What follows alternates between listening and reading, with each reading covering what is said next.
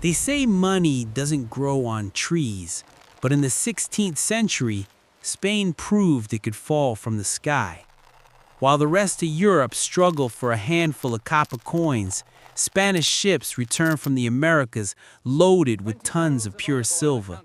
Mines like Potosi and Zacatecas became vast craters, machines that spat out power in metallic form. And for a while, it worked. Gold, silver, trade, palaces gleaming in Madrid. Spain was basically the metaverse of the 1500s. Everyone wanted in. Everyone wanted their share. But here's where the pattern starts. When an empire gets easy access to money, it stops creating real value. American silver was the world's first money printer. Spain didn't need to manufacture things, it just extracted. And when a nation stops making, it starts buying. When it buys more than it sells, debt grows. And when debt grows, money starts to lose its worth. That's inflation, though back then they thought it was witchcraft. How can bread cost twice as much if we have more silver than ever before?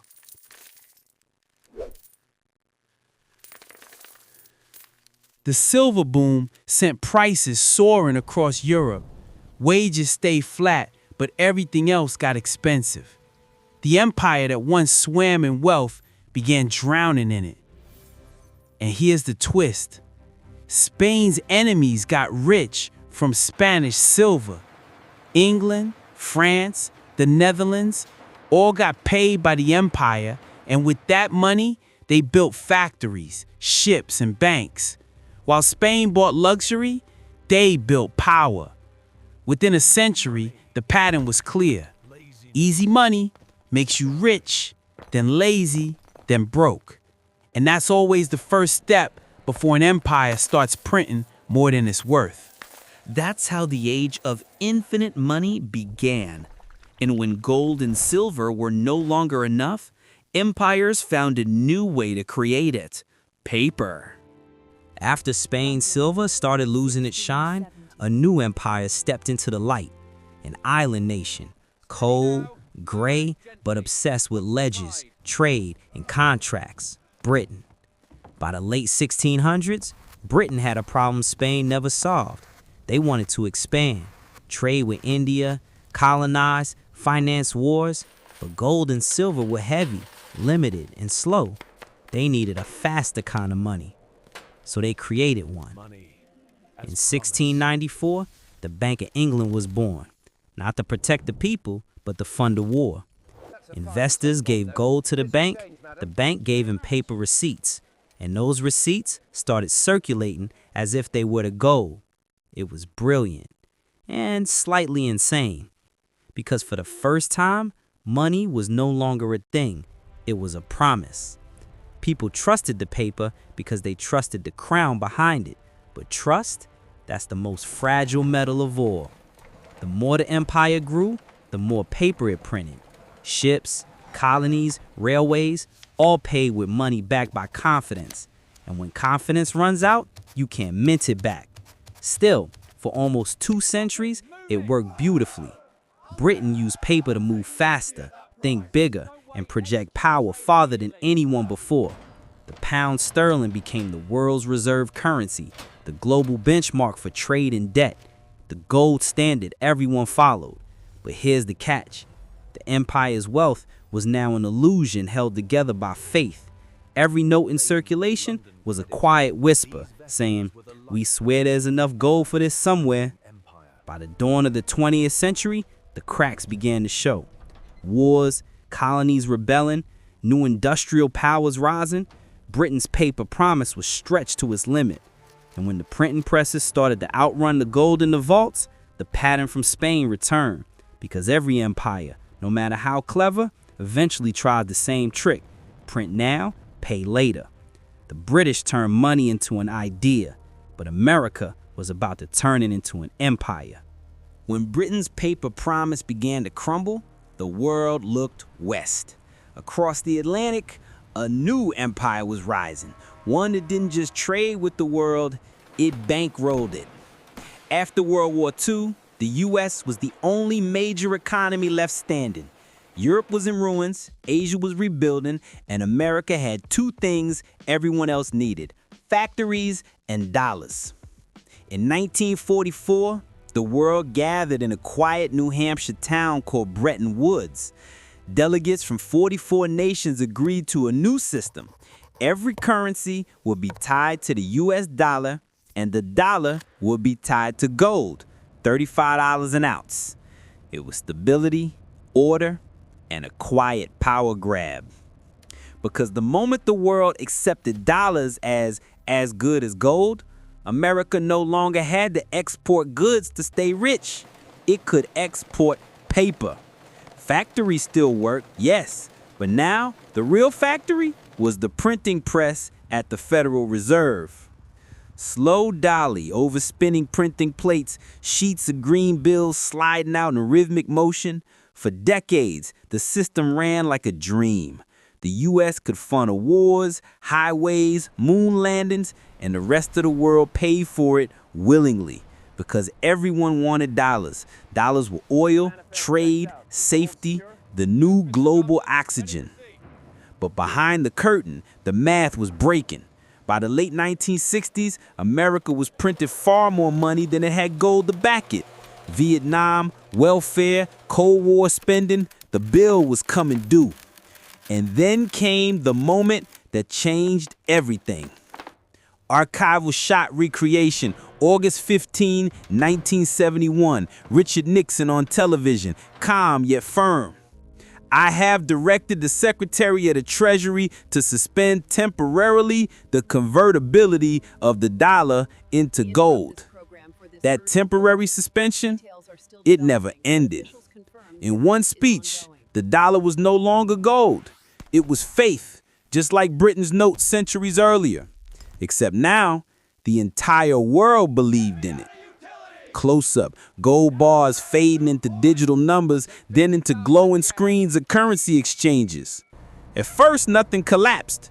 Trade continued, banks adjusted. The machine didn't stop, it evolved. The dollar had become something new, a weapon of trust.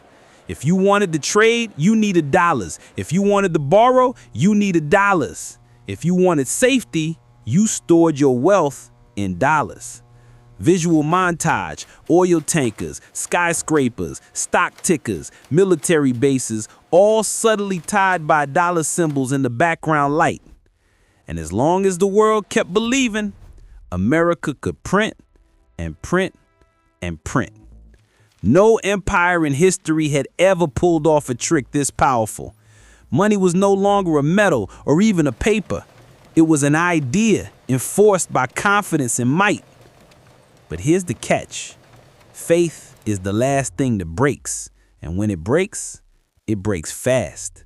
Because the same cycle that doomed Spain's silver and cracked Britain's pound might now be whispering to the dollar, your turn. Empires never think they're printing too much. Spain didn't, Britain didn't, and right now, neither does America. In Washington, they call it quantitative easing. On Wall Street, it's liquidity. For the rest of us, it's just a modern version of mining silver.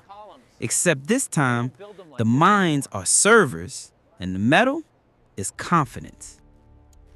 Every empire that masters the art of money printing swears it's different. And to be fair, for a while, it is. The US dollar has powered decades of growth, technology, and global trade. But behind that strength lies the same old pressure. Debt growing faster than value. By 2025, America's national debt had passed $34 trillion. That's not just a number, it's a reflection of how addicted the system has become to creation without production. History shows it always starts the same way. A crisis hits, money is printed to fix it, markets calm down, and then another crisis demands more. The doses get bigger, the pauses get shorter, until the system forgets how to stop. And the danger isn't just inflation, it's complacency. The belief that paper alone can hold the empire together. Because once people stop believing the paper means anything, it's over. We've seen it before. Rome debased its coins until nobody trusted them. Spain drowned in silver it couldn't spend wisely. Britain inflated promises until gold slipped away.